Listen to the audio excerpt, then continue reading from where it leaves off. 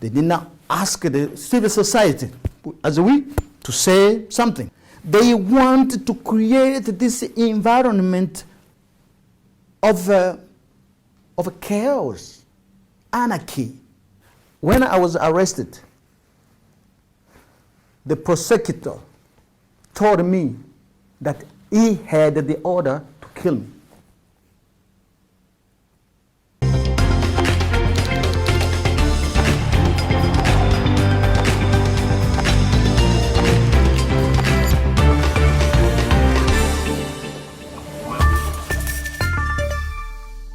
It is a real pleasure to have you on our show today. Welcome. Thank you very much. When did the uranium issue become a part of your life?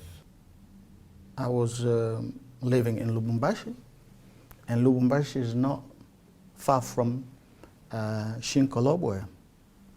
Shinkolobwe is the place where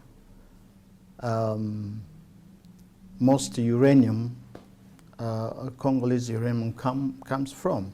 So I just said that somebody had to start talking about this, and I started talking about that since a long time ago. And it sort of reached a first climax, you could say, in 2009, when you exposed the secret agreement between your government and the French nuclear energy company, Areva. Could you briefly summarize the content of this agreement?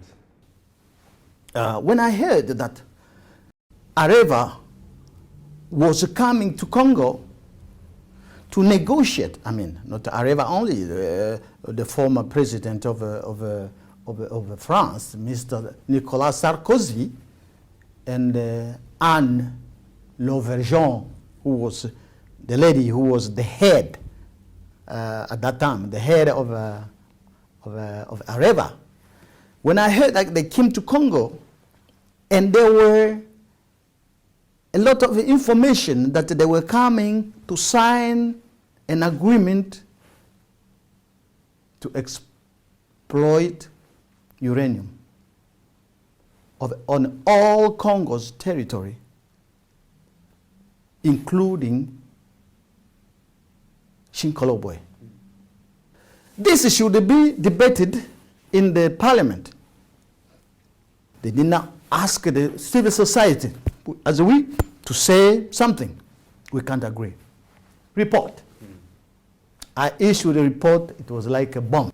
They said, well, this man is dangerous. We arrest him because all the interests have been disturbed. I mean, it is, you see it all around the world, people being put into prison, or at least efforts are made to get hold of them. We interviewed Eddie Marchand a couple of months ago. She was ex-MI5. She exposed what her company was doing. And instead of putting the criminals into prison, the people exposing the crimes, they go to prison. Now in America and Britain, there is a law. It says if you expose government secrets, you go to prison. Is there a law in Congo, or was it arbitrary? They just took you? When I was arrested,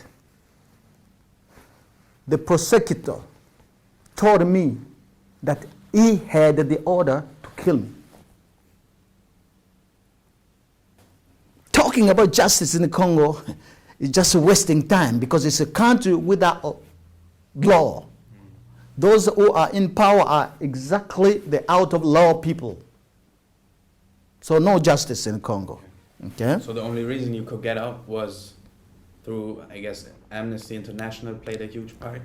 Pressure, big pressure. And I'm telling you, Amnesty International, all international organization, including when Madam Hillary Clinton was coming to Congo in 2009. He went through South Africa, Burundi, Kenya, and Congo. The second point on the agenda was to release Golden Misabiko. And the people were amazed, because everybody knew that I was going to die. And even the prosecutor told me that he has the order from the president to kill me. So Areva was the cause for everything. They have interests in your country now. What about the promises foreign corporation makes, about it will bring prosperity to the region? Are there any examples in Africa that show that this claim is true? I would like to tell you that these multinationals are also contributing not to allow democracy to develop. Because in democracy, if the democracy were developed, there would be debate in the parliament, there would be debates among the civil society leaders, and they would question about how much this multinational is getting, how much money this multinational is bringing to Congo. But what we see in Africa, most multinational come and the income from these activities are kind of a taboo. And the most money go into the pockets of the person in the power. And in the Congo, for instance, they want to create this environment of chaos, anarchy. So this example is the one I'm taking everywhere in Africa to say, stop that. First, it's dangerous and doesn't develop you. Maybe they'll develop other people, not you. Not any country in Africa. South Africa is a nuclear country, uranium, and also uranium plants. But South Africa is getting into trouble a lot. So we need to say it openly. Stop the uranium industry. Stop nuclear industry. We don't want that in Africa. Is there anything, because we always like to give our viewers like some initiative to maybe act if they are passionate about it. What can the individual do to support your cause? I will be happy to hear that one day that some people who will listen to this have come together and say, what can we do for that man who have been working to protect the whole humanity? I'll be happy to hear that people have come with their initiative. But for me on my side, I would like such emission, such broadcasting, such program be multiplied, so that the message just can go. The message is easy. Stop it. It's dangerous. Very near. A very short message. Send it. So this is my contribution to speak to journalists like you, me, as I understand this story. If you speak to one, you are like you speak to 1 million people, because there will be broadcasting. So I'm very happy that I'm with you. Golden Misabiko, thank you for joining us tonight. And that's all from the team in Munich. I'm Gideon Gottfried for Actvism Munich. Subscribe to our YouTube channel, follow us on Facebook or Twitter to stay updated.